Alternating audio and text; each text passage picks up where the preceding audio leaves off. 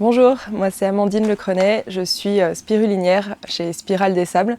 Je suis donc spirulinière depuis 2019 et adhérente à la Fédération des spiruliniers depuis la même année. La Fédération des spiruliniers de France rassemble une centaine de producteurs autour de valeurs fortes que sont l'entraide, la solidarité, mais aussi le partage de connaissances, notamment la transparence de nos pratiques envers nos clients et la volonté de développer un réseau de petites fermes paysannes à travers le pays.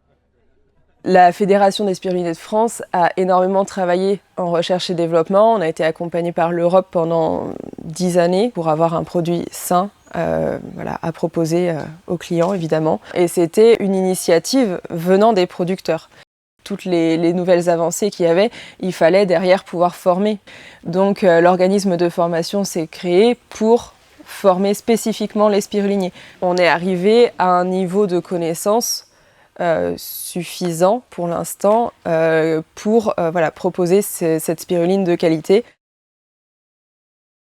La Fédération des spiruliniers de France est innovante par son mode de gouvernance notamment. On a une gouvernance horizontale avec une prise de décision en intelligence collective. Là, le travail de R&D actuellement repose sur la bio, mais l'axe de développement de la filière va vraiment se porter sur la communication. C'est vraiment là-dessus que porte le travail depuis déjà 2 années, mais qui va vraiment continuer. On cherche vraiment à se démarquer des spirulines industrielles que l'on trouve absolument partout pour pouvoir faire justement tenir nos emplois et nos fermes.